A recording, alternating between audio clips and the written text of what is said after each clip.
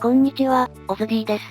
今回はキノコを自動で回収してくれる簡単キノコ回収装置の作り方のご紹介です。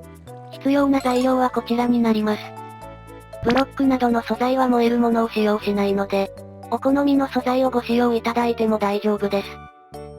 収穫したいキノコやそれに使用する骨粉などは、数量には含んでおりませんので別途用意してください。アイテム数には数え間違いなどもございますので、あくまでも目安として参考にしてくださいね。では作り方へ移りたいと思います。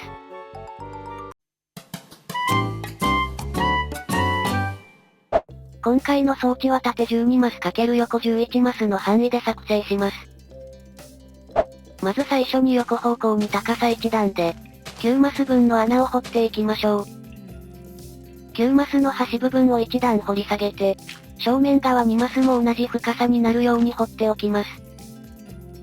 正面側の2マスにはラージチェストを設置します。チェストに接続するようにして、しゃがみながらホッパーを設置します。溝を掘った斜め左前部分から、右方向にブロックを11個設置しておきます。ブロックの端部分から背面側にも、ブロックを10個設置しておきましょう。今設置したブロックの端と端をつなぐように、それぞれ残りにもブロックを設置しておきます。背面側のブロックの端から1列分に、それぞれ水バケツで水を流しておきましょう。こんな感じで溝の手前で止まっていれば OK です。ホッパーの反対の溝の端にも水を流します。ホッパー手前で水が停止していれば OK です。正面側のブロックの端から6マス目の上から、内側部分にブロックを5つ設置しておきます。5つ目の先には土ブロックを設置しておきます。土ブロックから1マス開けたこの箇所に、顔が正面側を向くようにオブザーバーを設置します。その正面側に向かい合うようにオブザーバーを設置します。1マス開けた箇所に土の方を向くように、ディスペンサーを1つ設置しておきます。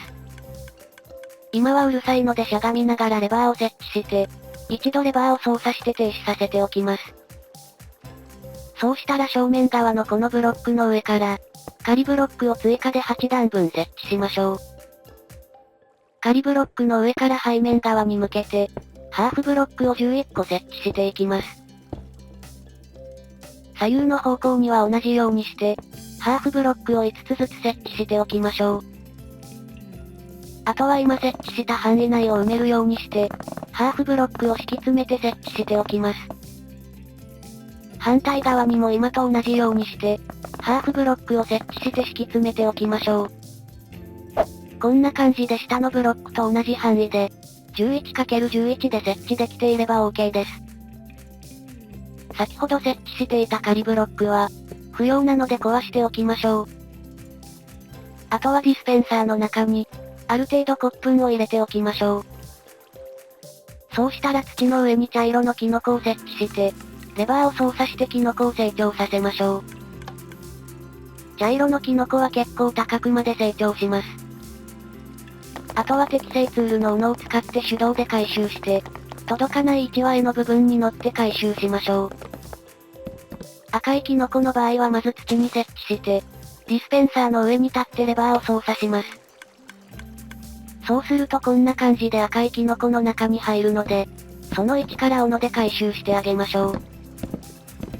斧で壊した際にアイテム化したキノコは、こちらのチェストに溜まるので回収しましょう。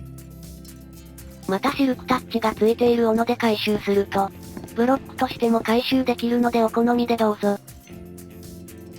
最後に忘れてたのですが、チェストの上にはトラップドアを設置しておきましょう。